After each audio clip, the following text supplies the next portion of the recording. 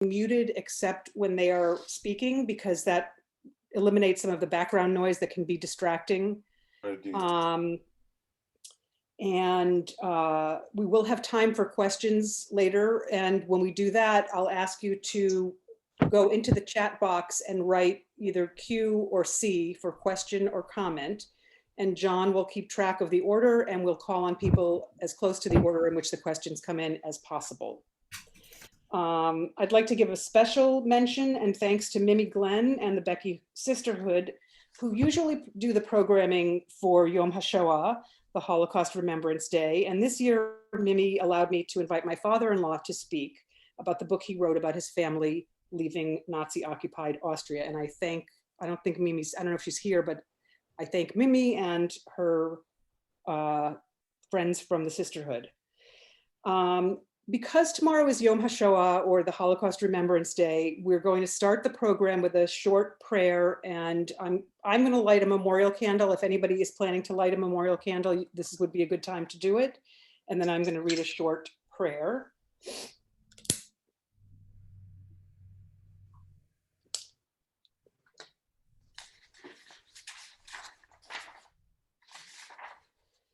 Adonai, on this most solemn of occasions, we open our hearts, minds, and souls to you. As we remember the 6 million, the 11 million, the indifference and the evil, as we honor the heroes, the martyrs, the survivors, and the victims. We ask you to soothe our souls, to amplify our memories, to strengthen our resolve, and to hear our prayers. We ask for your presence in our midst, for healing, light, and love, to soothe and ease our pain, as we commemorate the horrors that were committed not long ago. Please, O Holy One, be gentle with our souls.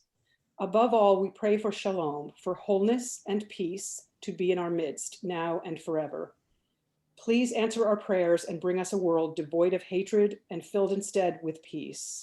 Ken Yehi Ratzon. May this be Adonai's will, and may we all say together, Amen. Amen. Amen.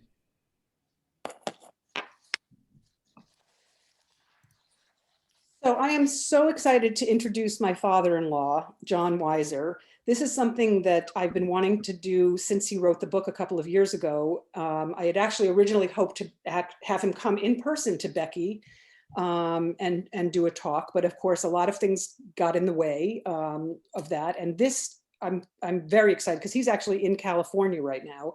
And it's kind of amazing that we have people from all different places and we can all sit here and learn together, which is wonderful. I'm going to tell you a little bit about John Weiser, and then I'm going to call him Jack because it's confusing to me to call him John, because that, of course, I know John Weiser, his son, so it gets me very confused. But John Weiser Sr. is currently chairperson of the President's Council of the United Religions Initiative, a global community dedicated to promoting interfaith cooperation.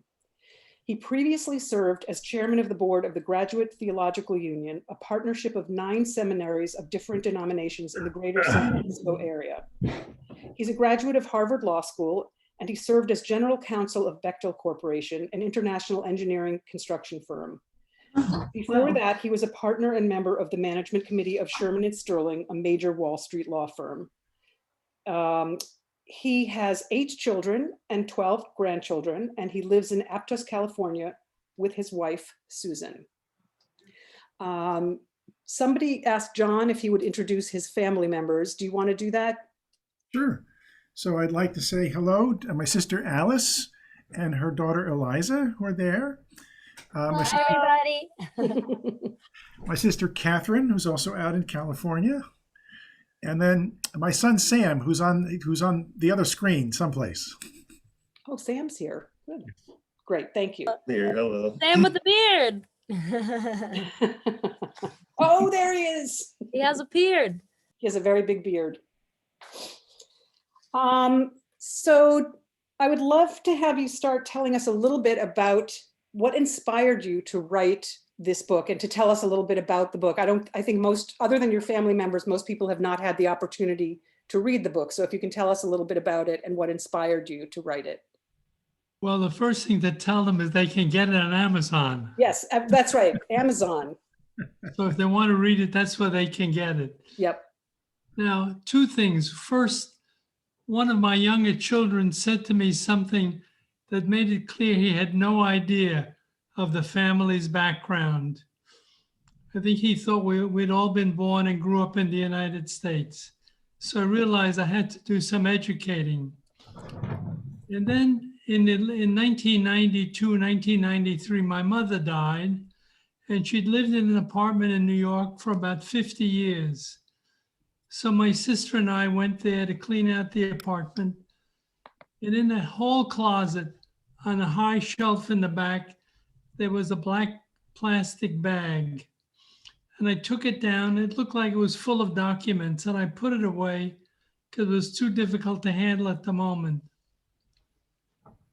Some years later, when I had retired, I opened up the bag again and I found that it was full of letters and other documents, including some documents that showed that my father had been decorated in the First World War as a soldier for the Hungarian army.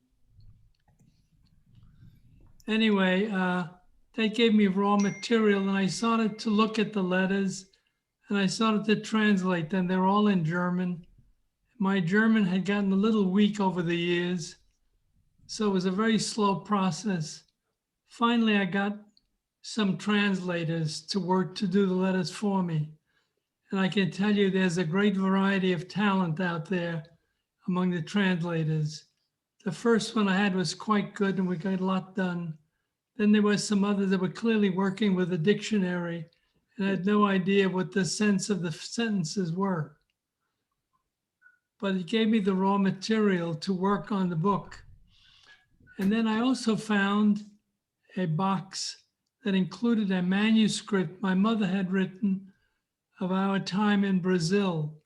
So that was a second source. And after I had published the book, a friend of mine said, "You have a remarkable memory that you could remember so much."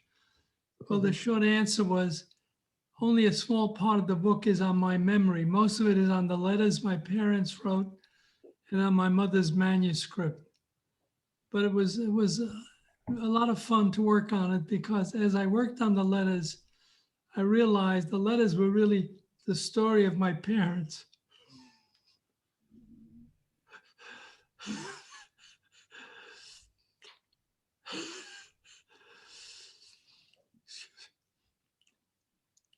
Take your time. And basically the love they had for each other. So a lot of fun to work on it. So it all begins in Vienna. Vienna had been the capital of the Austro-Hungarian Empire. It was the place where the emperor lived. And so the city had beautiful parks and beautiful palaces.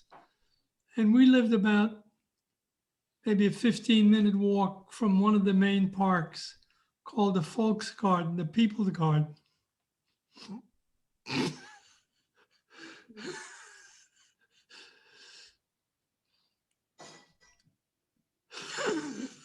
Dad, let me know if you want me to try to answer for you at some point. I've lived this story with you, so I know some of the answers. Go ahead. So when my father was young, I think it was 4 or 5,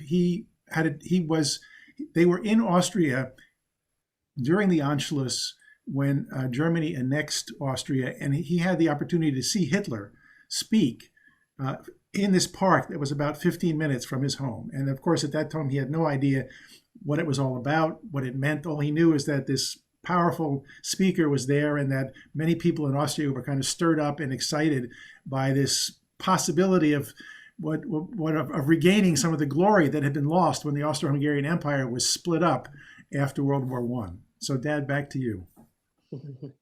Yes, we happened to be in the park when Hitler appeared on the balcony of the city hall, which was opposite the park. And he went and he gave his greetings and welcome to the people of Austria who were down on the main plaza below the city hall, cheering wildly because they were all excited about the prospect of renewed glory that they had seen once and had been taken away in the First World War. So a lot of people were very excited about having Hitler come, and there were flags all over the place, mainly swastika flags. So there was a lot of a lot of excitement. Of course, there were some people who were not excited, including, I think, my parents. But anyway, that's what I saw when I saw this big crowd in front of the park. And not long after Hitler came, they started tightening down on the Jewish population of Vienna, which was a pretty large population. There are quite a few Jews in Vienna at the time. And first there were street incidents where thugs would attack Jews in the street. There were cases where they made senior Jewish religious people, clean off things they'd written on the sidewalk. Sometimes they'd put lye in the water that they were using to clean the sidewalk to burn their hands. There's a lot of stuff going on. But actually, the first group of people that Hitler went after were not Jews so much as people in the Austrian government or the Austrian army who were at some level where he thought they may be potential centers of resistance. So they cleaned up a lot of the senior people and sent them to a work camp. In fact, somebody said if you weren't at a work camp, you weren't anybody. All the people that counted were there. But then slowly they increased the pressure on the Jews. And after a few months, they adopted the Nuremberg laws, which they had adopted in Germany some months earlier. The Nuremberg laws essentially prevented Jews from owning property, from operating businesses, from hiring anybody. It was really an economic death decree on the Jews. But they hadn't yet started rounding them up. The next thing that happened is they started taking Jewish property, taking the Jews out of their homes and selling their homes for pittance to Austrians who were willing to play that game. Eichmann, the fellow who later ran the Shoah, Eichmann came to Austria and he was in charge of keeping track of the Jews. And they went into the office of the Jewish League. I can't remember the technical name, but it was a place with a lot of Jewish members. And they got the membership list, and then they used that list to find Jews in town and take their property and eventually send them away. But my family was basically a Catholic family. My mother was one of 6 children of a large Catholic family. My grandmother and grandfather owned what was then the oldest restaurant in Vienna. They had a very large crowd of people who came to the restaurant regularly, including some very high senior Catholic officials, including the cardinal. And so we were in pretty good shape. And so life continued with the Jews getting ever more pressure. And one of the very sad notes is, some of this I got out of history books, that there was a very high number of Jews who committed suicide. And you'd read about whole families committing suicide, with the father killing the children, his wife, and then committing suicide himself. So they understood the pressure that was on them and what might be ahead of them. And then in August, we received a postcard. And the postcard was from the organization that supervised Jews in Vienna. And the postcard said that based on information received, they determined that my father was a Jew. So now we were in it as well. My mother says that there used to be people who came in the night and wrote on the front door of our building, Jewish establishment, because my father had his office in our apartment. And she'd go out early in the morning and try to wash it away. And they'd come back the next day and write it again. After a few weeks, after we got the card, some of my father's associates from the hospital who were Jewish were picked up and taken away. So he realized that he was very close to danger.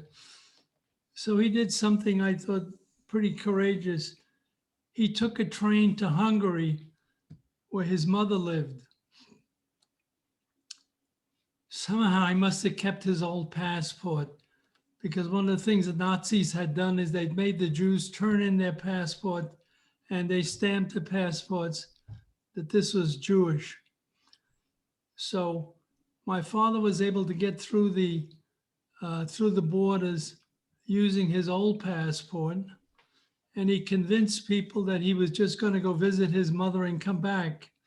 And of course, his passport showed many stamps into Hungary and returning, so it was a pretty credible story. But he got through the border, and the first letter he wrote my mother is, "I got through, but I'm exhausted."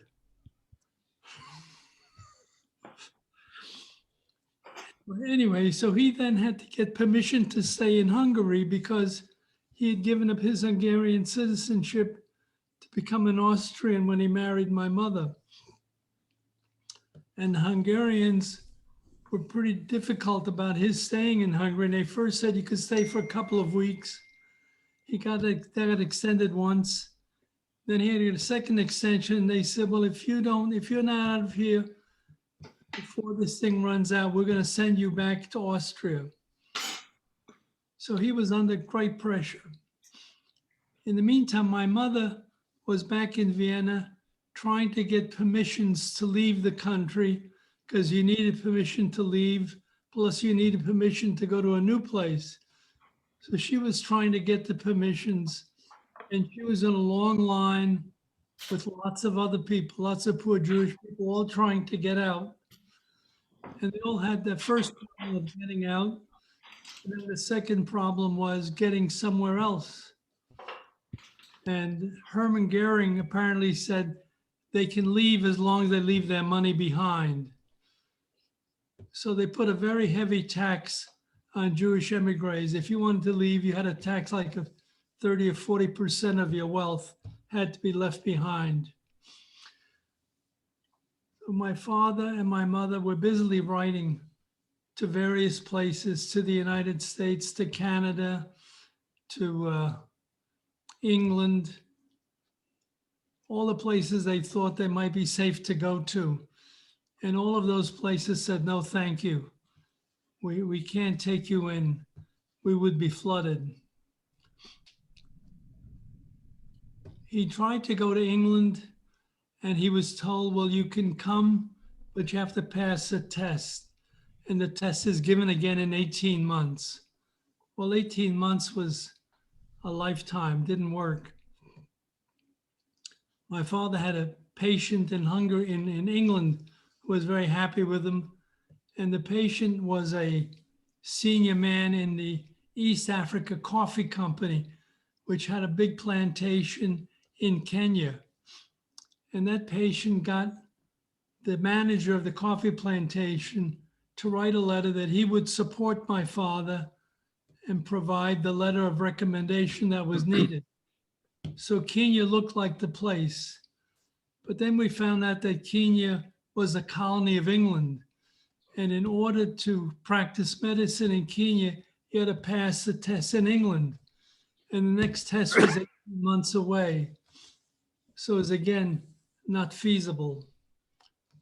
And so they kept writing letters to various people. And there were a lot of good people in Vienna, Quakers and others, who were busy helping potential refugees try to find a place to go. And they were busy writing letters for you and forwarding your letters. And in the meantime, the Hungarians kept the pressure on my father, and my mother was desperately trying to get permission for us to leave and to get out some of my father's medical equipment. He wanted to take some things with him. And she was busy closing our apartment, selling the stuff in the apartment, and trying to raise the money she needed to buy fare for the ships to go wherever we were going to go. And when it looked like we had no place to go, out of the blue came a notice of a visa to go to Brazil on a tourist basis. And the best we can find out is the cardinal in Vienna had written a letter of recommendation, and somehow that letter had made its way to Holland. And somebody there, another one of these people wanted to help others, had found a way to get us a visa to go to Brazil. Well, there was no place else to go, so we went to Brazil. We were met there by a Catholic refugee organization, which got us a room in a boarding house. And it was a very small room. I remember sleeping in a crib because that's all there was. And my father was told by the man who ran the organization that unfortunately, my father would not be able to practice medicine in Brazil because to practice medicine in Brazil, you had to have been a veteran of the Brazilian army. And he was too old to go into the army. So practicing medicine was out of the question, except you could practice as a junior to a regular admitted doctor. We're busy trying to find somebody who would take him on as a sub. But he said none of the major hospitals Everybody was doing it. or medical organizations were interested in having an unlicensed foreign doctor on their staff. So he Everything. could not get a job as a doctor. And my mother writes of that time as a terrible struggle for daily bread. They're busy trying to make some money somehow. My mother gave lessons, language lessons. She did some That's a portal. Yeah, I know, with the portal. She gave some piano lessons, anything they could do to raise $1 or a meal rice. Anyway, while we were in Brazil, they met a number of people, including a couple who were from Vienna. The man had been the head of the Austrian telephone company, quite You want to wealthy, watch this? and his wife had been a very smart woman. And she took some of their money and she bought some apartments in Switzerland so they had some income. And then she moved them to Brazil where they bought a coffee plantation. They had a lovely apartment in Rio overlooking Copacabana Beach. And eventually my parents were introduced to them and the two couples got on very well. And so we got to their home periodically, which was always a big treat. So, Yeah. Dad, I'm wondering if maybe we want to stop with the narrative and then Shoshana can ask you some questions. Is that okay? Fine. Okay, and I want to also clarify, your father was a surgeon, a urologist in Vienna, a prominent physician. So when you've alluded to him not being able to get work in these various countries, that was a huge blow, obviously, because this is something he had spent many, many years preparing for and had done as his profession. So to then be told, no, you can't do that was a very big deal, but somehow both of your parents kind of managed to do what they had to do to get by. And one of the questions I had is, I know this from reading the book and I know this from knowing you, is that your parents did a very good job of shielding you and your sister from their anxiety and fear during this time that you've been talking about, the lead up to leaving Vienna. And what was it like for you when you found the letters and realized just how difficult that time had been for them? Or did you already have a sense of it just from living through it? Well, I had some sense. I guess the first thing is I had no idea we were Jewish for a long time. I began to suspect it sometime when I was maybe in my 20s, because it was kind of unusual that somebody would leave Europe in 1938, unless there was a good reason to do that. And it wasn't until the 1980s when I was in Hungary. I was visiting a cousin in Hungary, and I asked her husband, who was a second husband, I said, I know my grandparents lived in Budapest, but I don't know where they lived. Would you have any idea what the address is or where they might live? He said, well, let me look at the documents. And they went out into the anteroom to the apartment, a little desk. He opened the drawer And there was a treasure trove of documents, including my grandparents' wedding certificate, countersigned by a rabbi, my father's birth certificate stating that his father was Jewish, his mother was Jewish, and he was Jewish. So it was my first confirmation of what I had never known. My parents never discussed it. And it wasn't until my father was dying that I asked him where the family was from. And he told me from a small town in Slovakia, which we later visited. But we never got into the fact that they were of Jewish origin. So that was all important news for me and my family. But you're right, my parents tended to be quite upbeat, notwithstanding the problems they had. They didn't tell us how hard they worked to feed us and all the challenges they went through. Anyway, let me continue. We were in Rio and they were busy trying to make some money. And then this Austrian telephone magnate had a friend who was a baron. And the baron was an entrepreneur and he'd run a number of businesses. And now he saw a future for tapioca in Brazil, that as the war was progressing and various supplies were cut off, he was sure there would be a market for tapioca. So he decided to build a tapioca plant about 100 miles away from Rio, up in the backcountry. And he met my father at this telephone man's home and had many discussions. And eventually he offered my father the opportunity to manage the new tapioca plant, which was not exactly up my father's alley, but we had to go someplace and the baron offered to pay him money. So he accepted the offer. And the first thing that happened, he found out that he only wanted my father. He did not want my mother and me, and my mother, me and my sister. We stayed back in Rio, which really devastated my mother. And my father was busy writing letters every day about how beautiful it was there and lovely flowers and everything. She said, no, but I want to be there. Finally, what happened was the baron was living there near the tapioca factory with his wife and his daughter. And the baron and his wife had to go on a trip, but they didn't have a babysitter. So they invited my mother to come up with me and my sister to be the babysitter. So we moved up to the village, a little small village. Most of the huts were mud huts. There were a couple of decent houses on the river, but basically it was a little backcountry village. And in the meantime, the factory was going up, was getting completed, and it was completed probably within the next 6 or 8 months after we arrived. And my father had been an officer in the Hungarian army, and he knew how to deal with men, and he was a very generous guy. And so he had a very good relationship with the men there, and they worked well for him. And so things were going along pretty well. Let's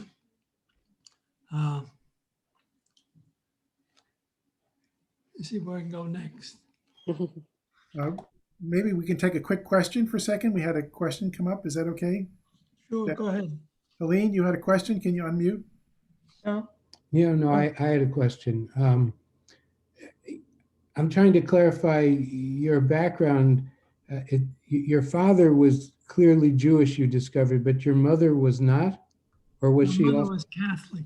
She was Catholic. She was of a Catholic family. And in those days, the church required that if a non-Catholic married a Catholic, he had to agree to raise the children as Catholic. And I guess my father did that because he spent a long time making sure we all went to Catholic school and were raised as Catholics. Can we take one more question, Shoshana? Is that okay? Yes, yep. Eden Stein had a question. Oh, but not his mother. Eden, can you come off mute? Hi, everyone. I read the book and it was very fascinating. When I saw this advertisement for the book talk, I ordered it and I read it. And yeah, your parents were definitely incredible people. And, you know, I noticed that your mother didn't seem to resent the fact that you know, she had like this wonderful family and this wonderful life in Vienna. And it was interesting because I've read so much Holocaust literature by Jewish people, but to see, you know, the fact that non-Jewish people, you know, weren't impacted that much at the beginning, at least. And, you know, she walked away from that life and into like this, you know, such a difficult life in Brazil, and didn't seem to resent it. And I was just wondering about if you had any comment about that. And I also wondered if you could tell us what happened to your grandmother in Hungary, because I don't think you said in your book what happened to her in the Holocaust. Did she survive? Well, two things. First, my mother's family urged her to stay in Vienna. Said, look, your husband is gone, okay, but we think Hitler is a flash in the pan, and Hitler will be gone in a few years, and then your husband can come back, and there's no need for you to go away somewhere, God knows where, with the children. Why don't you just stay here? And she said, no, I really want to be with my husband. So she went with him. And it's clear when you read the letters that they had a very strong bond between the two of them. Lovely story. Now that was one question. What was the other question? Your grandmother. Oh, in about your Hungary. grandmother. Oh, yes. Story of my grandmother in Hungary is a very sad story. Basically, the Hungarians treated the Jews very well. There were a lot of Jews in Hungary and they were assimilated. And for some reason, the Nazis allowed the Hungarian government to stay in charge of Hungary. So the Jews were relatively safe in Hungary until near the end of the war, when the Russians were approaching and were coming close to Hungary. The Germans were afraid that the Hungarians would concede defeat. And so the Germans came into Hungary. And when they got into Hungary, the first thing they realized is there were a lot of Jews in Hungary. And so they went into overdrive to get as many of those poor Jews into concentration camps as possible. And millions of Jews were moved in a matter of months from Hungary to Auschwitz and other camps. My grandmother was in hiding, and she thought she was safe in hiding, and she was. But unfortunately, she needed medicine. So my uncle, the husband of my aunt, my father's sister, would bring her medicine regularly. And finally, the pharmacist realized that the medicine he was taking was not for my uncle, wasn't the kind of medicine he would take. And so somebody tracked him to my grandmother's apartment. Mm. And when she realized that they were coming for her, she took an overdose of medicine and committed suicide.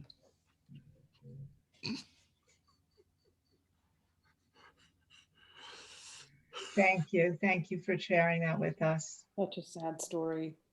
Yeah. We have, Dad, we have a question from Alice. So Alice, do you want to come off mute and come on video? There I am. Hi. Mine is a comment and a question. I want to read something from your book that was written from Grandma's letters. It was when you had to leave the backcountry in Rio de Janeiro, the backcountry and go back to Rio de Janeiro. Yeah. And the passage is so poetic. It's beautiful to read, so I'm going to read it. But it struck me when Ariel sent it the other day that it's a totally different grandmother than I knew. I knew her as somebody who was quite anxiety ridden, anxious, nervous. And when you read this, you'll see that it's just a totally different aspect of her personality. And my question to you, Dad, is whether you ever experienced this aspect of her, or if you remember more that anxious older woman. What we have to ask Ariel is whether that's from my mother's manuscript. Your mother's manuscript. Yes, Okay. it is. So I'm just going to read the passage because it's so beautiful. This is when they had to leave the backcountry. In the sky stood the moon, pale and cool, waiting for its turn to soar high. And afterward, it would be the sun again, starting on her round, advancing over the cities and the woods, the mountains and the dales. We too could start over and over again, stronger each time. We could go back to Rio and resume our lives there. The Praia Copacabana would welcome us with bright umbrellas and foaming waves. Arthur would have no difficulty about getting his job at Dr. Campos's back, and I would find new pupils. From the jungles came the cry of a monkey, and from the swamps, the drowsy chorus of frogs. I smiled. We had had a blissful life, primitive but gay. And we had not really failed. Here stood all the work Arthur had done. It was accomplished. New tasks were waiting somewhere. I whistled at the white birds that passed the roofs and palm trees. We're like you, flying, flying. Today here, tomorrow there. Well, I think my mother really wanted to be a writer. And she went to Hunter College. She had not completed college in Vienna. She'd become a musician instead of pianist.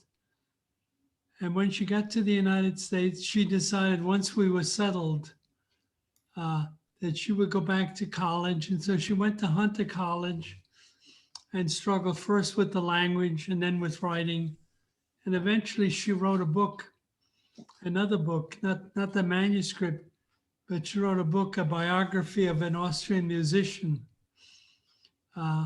So she always wanted to be a writer, but that was not really the mother I knew. The mother I knew was one I was in constant tension with, because I always felt like we were competing with each other. But she obviously had talent. Yes. And she was very brave and Yes. stoic, I would say. I just have to add something to that, if it's okay. So my grandmother actually mentioned the fact that when she was in Vienna, she was much more carefree, and that my grandfather, your father, was much more the worrier. And she said that when he arrived in the U.S. and was finally able to know that he and his family were safe, she said, Grandpa just stopped worrying. He didn't worry about anything. She said, so I needed to worry. Someone had to worry, so I took on the worrying. She became the queen warrior. And that's the grandmother I knew, the one who worried. Well, I'd like to make a comment too, Dad, about when you mentioned that your parents were optimistic and sort of shielded you from a lot of what they were going through. And I think that continued down into our generation. You know, we were all raised Catholic, and their story, it seemed to me like in retrospect that they just chose to go forward with life and didn't dwell on it, at least publicly with us. And the thing I remember being sort of puzzled by, but also very moved by, was that Grandpa, every morning when he was out he would raise the American flag on the flagpole, and he would say, I thank you for us being able to live in this country. And it was a very solemn moment. And I never understood why he was particularly giving thanks to living here. But when he took the flag down every evening, he taught us how to fold it properly and with respect and honor and put it away. And it was just it really stuck with me that something I took totally for granted was something that was absolutely bedrock sacred for him. And just wanted to share. He was blessed to have all those grandchildren to educate. Yeah. Well, it's part of your story is kind of like the great American story, right? The person who arrives in this country with nothing and a lot of fear, and then they're able, all of you, to kind of get into American society and become successful and pursue your careers and your hobbies. So I can certainly understand why Grandpa would have been so enamored of the American flag and of the concept of America, because, you know, for him, I'm sure he had lived in abject fear for the prior 3 to 4 to 5, I don't even, maybe 5 years before they actually got to the US, not knowing if he was going to be able to keep his family together. So it's kind of a poignant story. Thank you, Catherine, Mhm. for sharing that.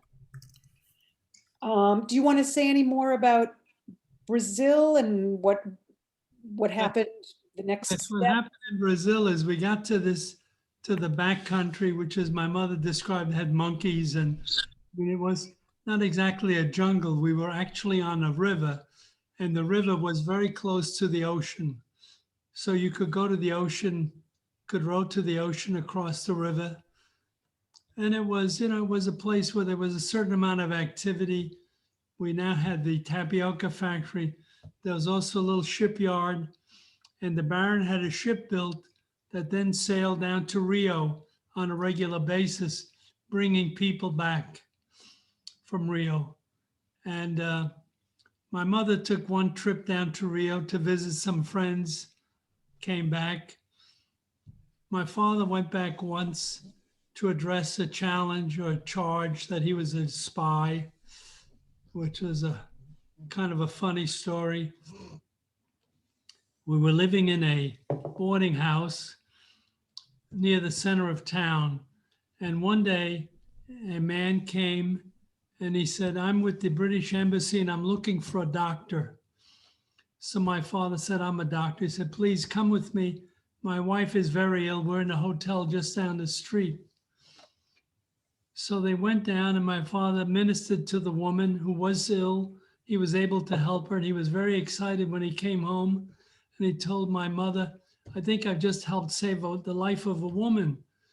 And he was very excited. And she asked the story and she said, "How unusual is it that somebody who works for the British Embassy will go to a boarding house to look for a doctor that they have no idea about?" Mm, Anyway, it turned out this fellow was working for the British Embassy, but his job was to establish a spy system because Brazil was at that time undecided whether it would support Germany or the Allies.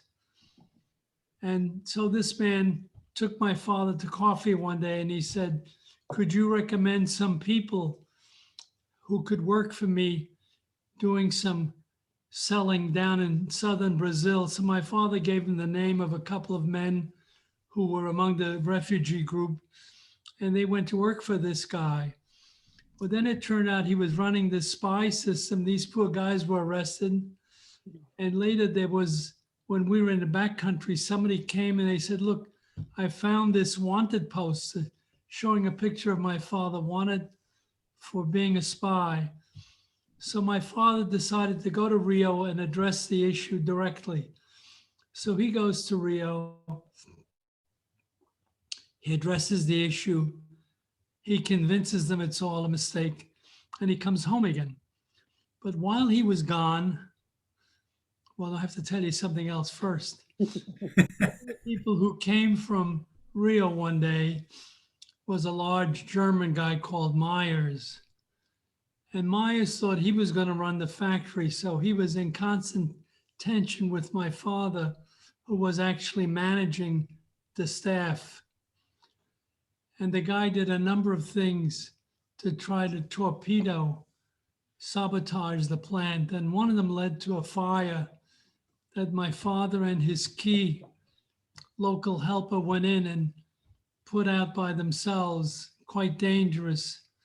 They came out, they're all black with soot, but it was a heroic action. Everybody admired my father and the guy for doing what they did.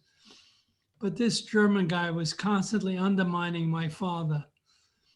And he brought up to the Baron that my father had been accused of being a spy, so we ought to get rid of him.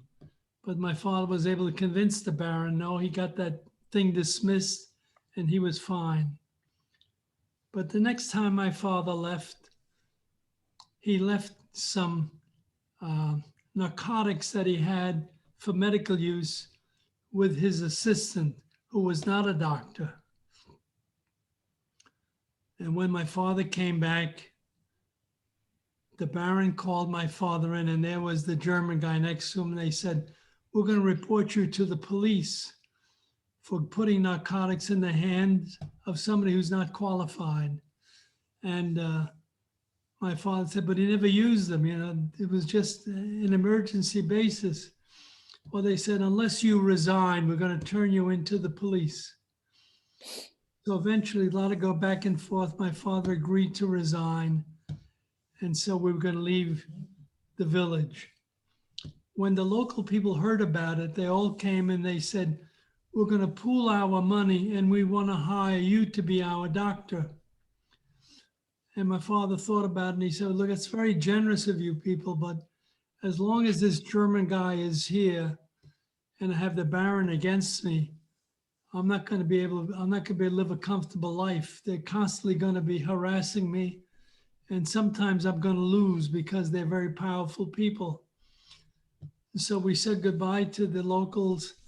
And then my mother wrote that nice note. We went back to Rio. Now you can tell how, in some ways, she was foolishly optimistic, saying my father could get his job back with Dr. Campos. Well, the thing with Dr. Campos never worked out because Dr. Campos was trying to help. But my father realized that the way Dr. Campos was going to try to help wasn't going to really work for my father and could put Dr. Campos in serious trouble. So he never took that avenue. Anyway, what happened is we got back to Rio and like all good refugees, we decided let's try to go to the United States. So I got an appointment with the US Consul General, and the Consul General made some checks and he got back glowing reviews about my father. So he said that you're exactly the kind of guy we want to get into the United States, but I need some things from you. I need a letter from somebody in the United States that they will support you, or I need some money on deposit in the United States that we could get if we needed to support you. And my father had a very good friend in Brazil who ran an export-import company and had funds on deposit in the United States. And he offered that money to my father, but my father refused to take it because he said, "You need that money for your business, so I can't take it." So there we were. The consul wanted to help, but my father wasn't helping him. And then my mother came into the office very excited. And so the consul called her in and said, "What's the matter?" She said, "Well, I went to the German embassy and I asked them what I needed to do to get the papers to leave Brazil. And they said, well, you need to get your husband to change his name. He needs to have a Jewish first name. Pick a good one, you know, Aaron, whatever you want, but pick a Jewish name." So my mother was very upset. My father got upset. Unfortunately, the consul got upset. He said, "God damn those Germans, we're going to do something for you." And somehow we got permission to come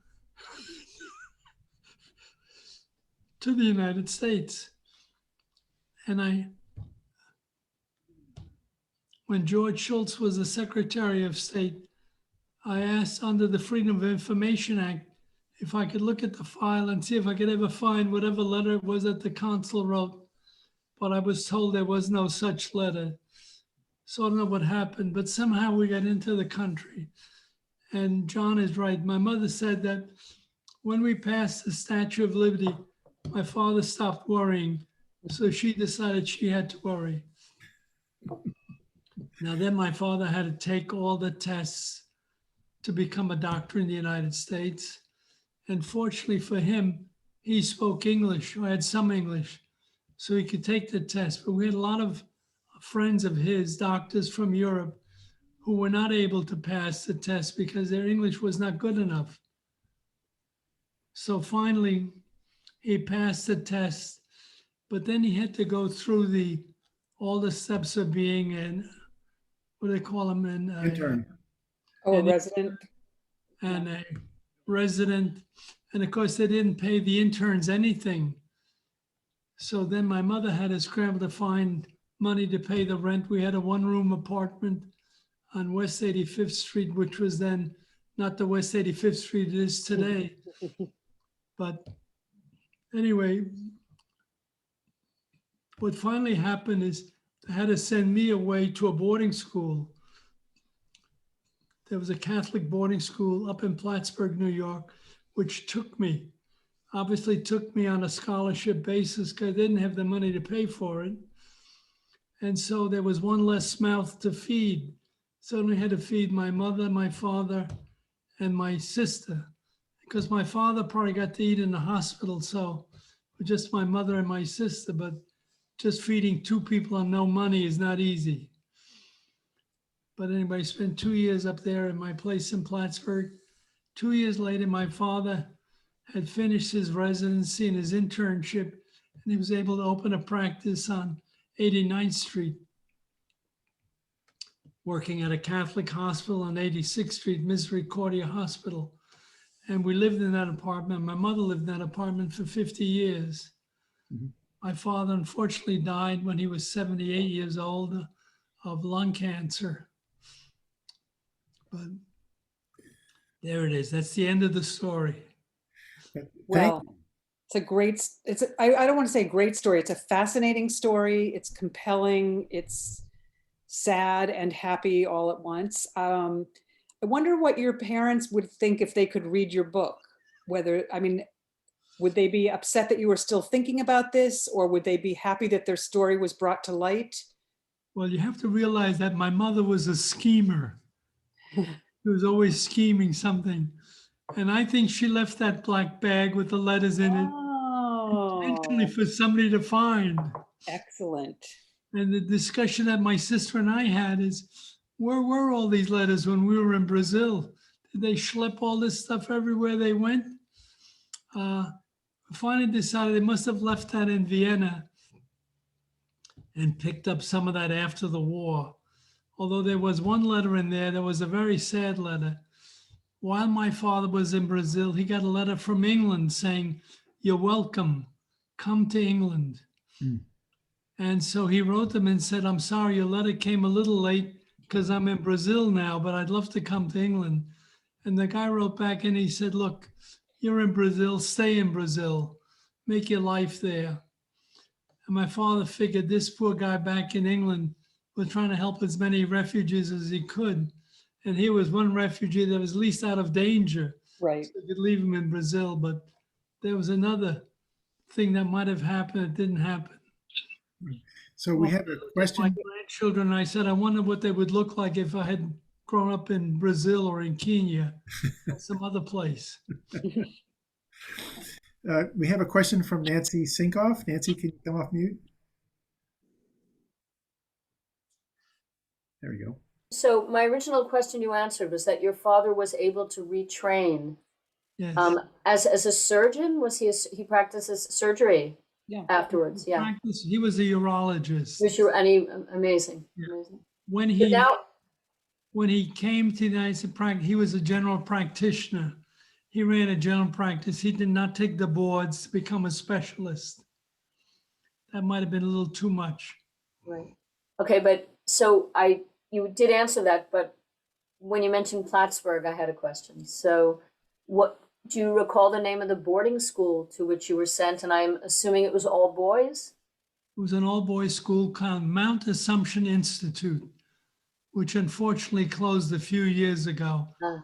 I actually went out to visit it once. I had a niece who went to Plattsburgh Teachers College or something, and we went up for her graduation. But for me, it was a trip with two purposes. I wanted to see her graduate, but I wanted to see the old school. And it was still there, a big, ugly red building, but there it was. But then they closed it and they merged the school with some other school up in that area. But we were so close to the Canadian border that French was a second language for many people. And so I learned French in grammar school. And did you know Portuguese from your years in Brazil too? Oh, yes. Oh, yes. No, as children, we picked up the language everywhere we went very quickly. I went to school in Hungary for some months and spoke Hungarian which drove my mother crazy because she'd been trying to learn Hungarian for years, unsuccessfully, and I learned it in a few months. In Brazil, my sister and I learned Portuguese immediately and spoke with no accent. And my parents took a long time to learn it and always spoke with a very thick accent. In the United States, of course, we picked up English right away. They knew some English, but they knew book English. They eventually picked up colloquial English, but they both had pretty good accents. I know when I was reading the book, rereading the book, I was noting how many different names you have gone by in your life because you had the Hungarian, John was telling, it was Janos, and you Yeah. were Hansi, Johann was your given name, but Hansi was what they called you in Vienna. And then in Brazil, I think you were João, something João. like that. And then you came to the States and you were John, and then you were Jack, and now you're John again. So you're a man of many identities Yeah. and languages. Problem. We have a question from Joanne Fuden. Joanne, can you come off mute?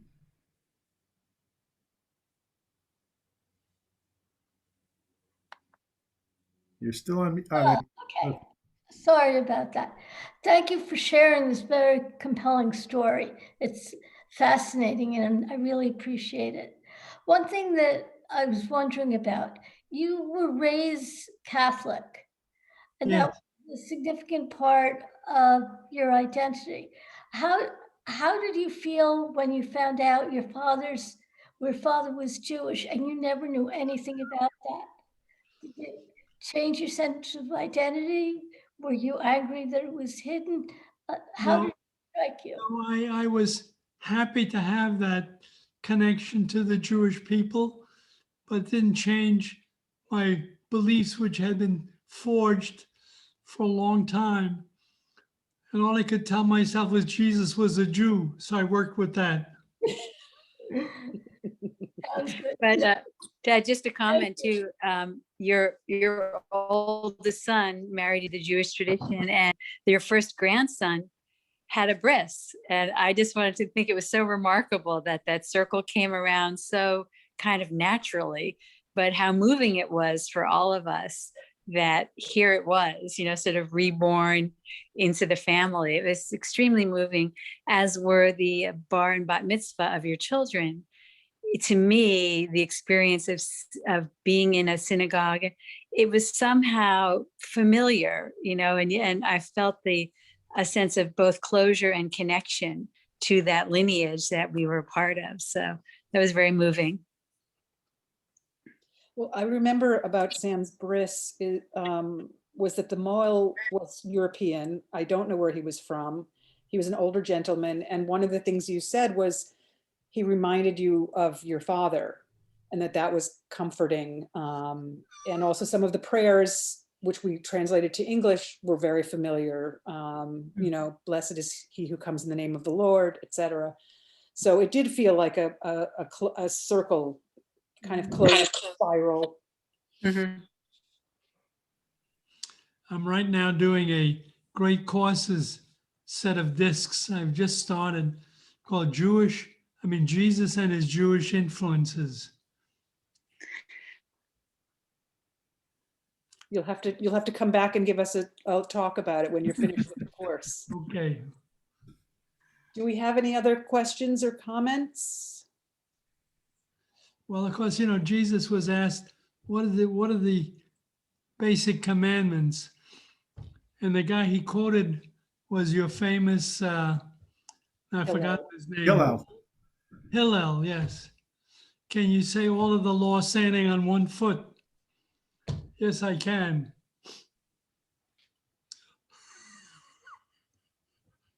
Cynthia has a question, I think. Well, I just noticed the wonderful paintings behind you, and I wondered if they were done by a family member. I'm an artist, so I've just been looking. I've been enjoying watching you and hearing you, but the paintings are great too. Paintings behind me are done by my wife's brother, who was a painting instructor at the local community college. Okay, thank you. Nice to know. Good. We have a comment from Eliza Snodgrass. Question, yeah. First, thank you, Grandpa, for sharing your story and taking the time to talk about it. I had a question. Oh, I think you're. Sorry, we're hearing echo.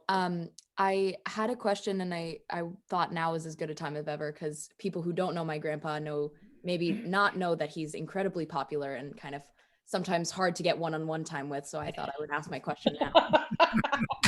We have a very big family, so I wanted to know if ever, now at the point you're 89, looking back on your life, did you ever think that your life would be where it is now? You would be at the point where you could share this story when you were a little boy traveling through. Did you know that you were going to be as successful, as prominent, as, eloquent as you are? What does it feel like looking back? God, when I was a 6-year-old, I thought like a 6-year-old. As a 10-year-old, I thought like a 10-year-old. I never thought like, what was it going to be like? 89, you think you're dead at 89. No, I never thought that far ahead. Really sort of one foot in front of the other.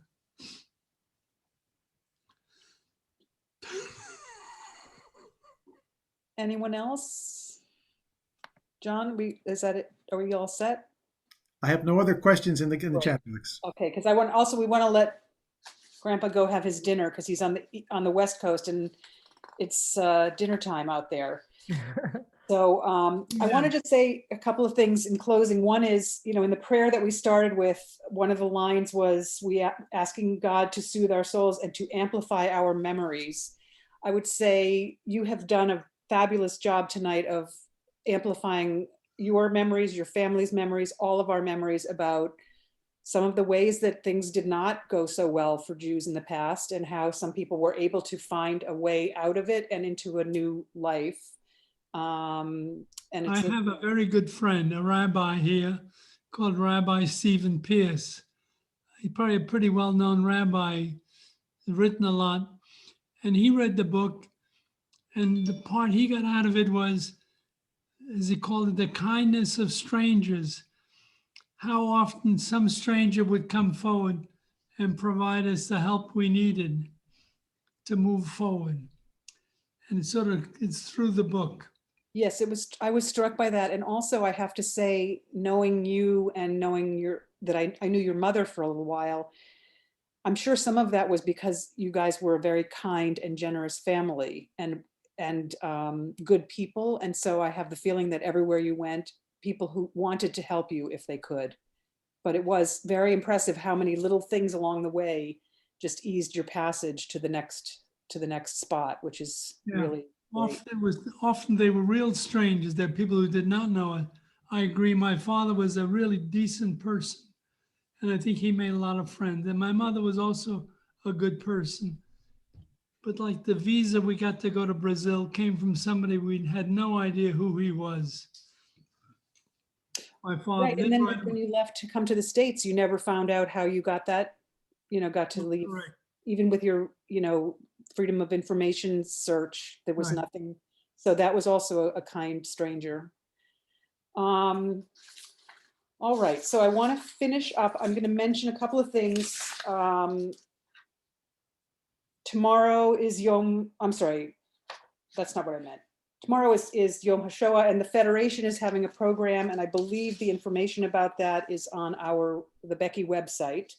Next Wednesday is Yom HaAtzmaut, Israel, celebration of Israel, and it's Israel's 73rd birthday, and there's going to be I believe it's on YouTube, and again, the link is on the BEKI website. It's a national program with singers and speakers, and that would, instead of our usual schmooze, that's what's happening next Wednesday at 8.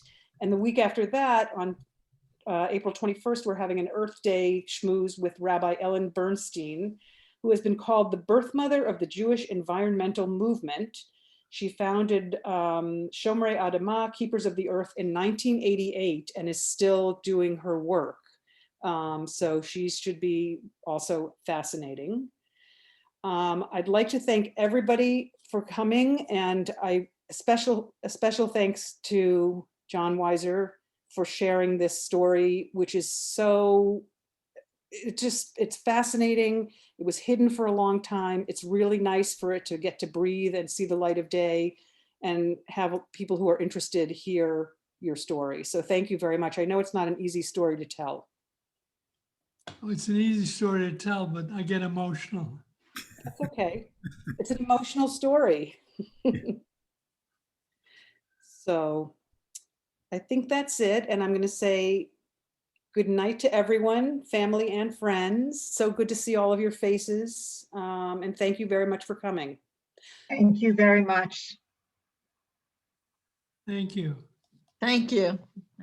Yeah. Thank you, Dad. Nice wrap Oh, up. I think he's gone already. Thank you. Dinner time. Thank You you. see you at dinner. Thank you to the whole family. That was Yeah, wonderful. that was nice. It was really nice having so many of you here, including my children, The grandchildren. the grandchildren. You're welcome, Mom. Hey.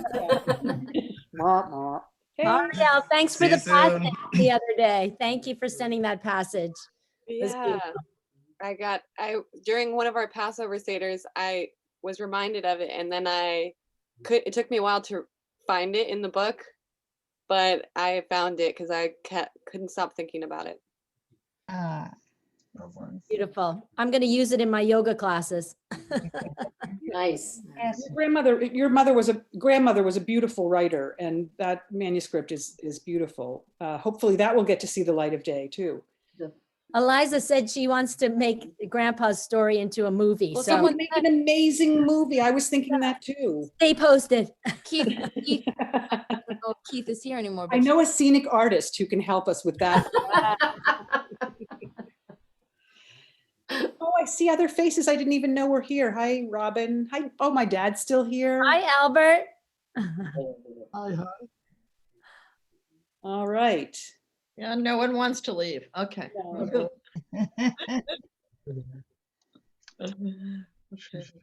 All right, thank you. All right. Good night, everyone. Hey, everybody. Thank you. Thanks, John and Shoshana, for facilitating Oh, this. you're welcome. I'm so glad you guys came. Yeah, me too. Isaiah, you had a question I might be able to answer. I know the book pretty well. What I was wondering about was, your grandfather went to Hungary. Mhm. When they finally got to the visa to go to Brazil, did they get to travel together in some way, or did they have to travel separately? They traveled together.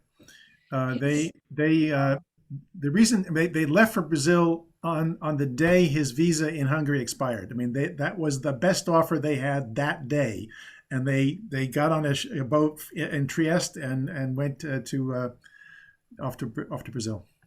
John,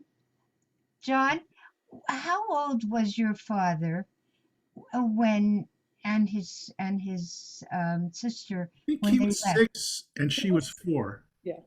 When they came to America? When they then he must have been 9. Wow, thank you. Yeah. I mean, it's just crazy. Imagine that you're at 6 you're in Vienna, at 7 and 8 you're in the jungles of Brazil, and then at 9 and 10 you're in Plattsburgh. I know. John, when did you find out that you had Jewish ancestry? 1980 was when my dad made that trip to Hungary. He's in We'd always been told that somebody was Jewish in Grandpa's family, and that was why he was an Aryan, but nobody knew it was Grandpa. We just thought it was, because remember the Nazis said it was 3 generations. We just assumed somebody, grandfather, great grandfather. We didn't realize it was him. Yeah, it was when he found his grandparents' wedding document, the ketubah. He found their ketubah signed by a rabbi. So the great John's great grandparents in Hungary. That's when we knew, and that was in the 80s. That's when we found out that. And in fact, So were you already married? You'd already married somebody Jewish when you found out? Yeah, your because heritage? I remember thinking that we would have named Sam Simon if we knew that his great grandfather had been called Simon. And we didn't know that. So we didn't find, and Sam was born in 1988. So I don't think we knew that. But yeah, no, they didn't. And it wasn't even discussed when we got married. Nobody said, oh, well, this makes sense because we have Jews in our family. Yeah. No, it was not discussed. And it wasn't because it wasn't known really. Yeah, it wasn't. My grandparents kept it very close to the chest. It was It sort was of, my best understanding is that it was, and I hear this from others, it was like terrible things happened. Nothing good will happen if we discuss it. Let's not tell anybody anything. Yeah, I think also Grandpa just felt grateful that he was in the United States, that he had the opportunity to start a new life, and he was just moving forward. He wasn't looking back. He wasn't talking about back. He was not owning what was back there. He was just moving forward. Right. Your father, he writes in the introduction to the book, his dedication, it is also dedicated to my children who had the warm and joyful experience of knowing my parents, but knew nothing of their history, since my parents preferred to live in the present, and my grandchildren who did not know their great-grandparents, but can now know their family's history. So you guys didn't know any of this. Yeah, Just the fleet, they knew that he left Vienna and went to Brazil, but I also remember that Grandpa and Grandma went to church every Sunday, but Grandpa always left before communion. He didn't. That's so interesting. Did you? Is that what you remember, John? No, my memory's not very good. So okay, I was going to say you don't remember that kind of thing, but yeah, it just shows there's so many different versions of these stories of what happened, you know, when the Nazis came and the various things that were exposed and what happened to the people and who went where, you know. We're just so lucky that they had the letters and the manuscript, because there's so many people that, you know, have read his book and say, well, my family also has a story. I know there was an aunt, but they don't know the pieces. They don't know the details, and there's no way to get it, you know? Right. So, and I remember growing up and just hearing pieces of the story myself, but never in such full detail. So I'm really grateful for those documents that they were I intact. highly recommend the book to people who like reading. I mean, it's a nice read because it's Could you give the name of the book once more? called 1,000 Kisses: A Family's Escape from the Nazis to a New Life. 1,000 And Kisses. the author is John W. Weiser. Thank you. This was never mentioned, but I realized it might be interesting for people to know, is the reason it was called 1,000 Kisses, and on the front cover of the book is actually a letter that is written, and on the bottom you can see in German it says 1,000 kisses. That's how they signed their letters. They signed their letters. I'm glad you mentioned that. Yeah. I always thought that was amazing because you can actually see one of the letters as the post on the front of the cover. Nice. Yeah. All right. All right. Good night. Nice to see everyone. Amazing. Thank you, John and Shoshana, for facilitating this. It was a wonderful discussion. Wonderful. Really appreciate it.